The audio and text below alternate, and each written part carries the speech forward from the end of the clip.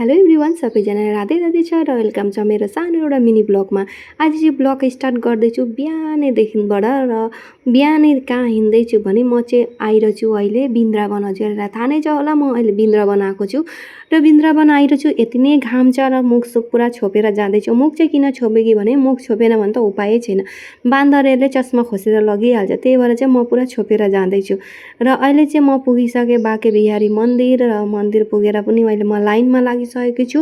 लाइनमा लागेर चाहिँ सबैजनाले राधे राधे भन्दै भन्दै जाँदै हुनुहुन्छ सबैजनाले। र यहाँभित्र चाहिँ मोबाइल सोबाइल त्यति एलाउ पनि छैन र सबैजनालाई भिडियोहरू पनि गरिराख्नु भएको छ भनेर मैले पनि अलिकति भिडियोहरू गरेँ। र तपाईँहरू आउन नसके पनि तपाईँहरू यहीँबाट दर्शन गर्नुहोला, म देखाइदिँदैछु र के कस्तो लाग्यो भन्नु होला। र अहिले चाहिँ मेरो बाँके बिहारी पनि हेर्नु न यति नै भिड छ, गर्मी फेरि उस्तै छ नि त।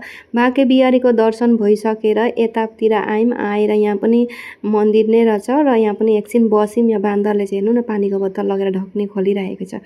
र यो चाहिँ हो कृष्णको रासलीला गरेको ठाउँ, गोपिनीहरूसँग रासलीला खेल्नु भएको थियो हो त्यो जग्गामा अहिले पुगिसक्यौँ। यहाँ हेर्न सक्नुहुन्छ यो चाहिँ हो रासलीला गरेको जग्गा, कृष्णजीले नाचेको, गोपिनीहरूले नाचेको जग्गा हो।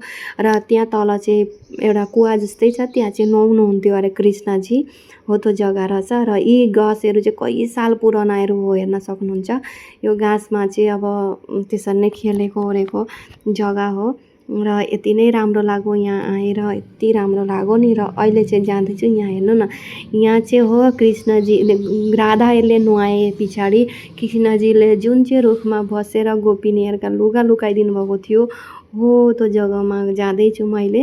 र हेर्न सक्नुहुन्छ माने यता तल बनाउने पनि बनाइरहेका रहेछन् अहिले पनि। नुहाउने ठाउँ चाहिँ खुला छ, त्यही भएर लेडिसहरूले नुहाउन चाहिँ अलिक प्रब्लम हुन्छ। र यो गछ चाहिँ यहाँ हेर्नु 5000 साल पुरानो होला है यो गछ चाहिँ।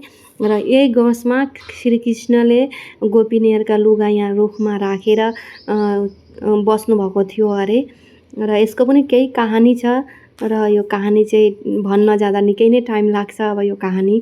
र मलाई चाहिँ कहानी कसले सुनाएको भने यहाँ एकजना भाइ वृन्दावनमै बस्छ, ऊ चाहिँ यहीँ पढ्दै पनि छ। र उसले हामीलाई घुराउन लिएर गएको थियो र उसले नै हामीलाई सबै कुरा घुराएर सबै कुरा बुझाउने उही थियो। र ऊ चाहिँ हाम्रो गाउँकै हो, सानो हाम्रो भाइ हो। मेरो भिडियो कस्तो लाग्यो लाइक कमेन्ट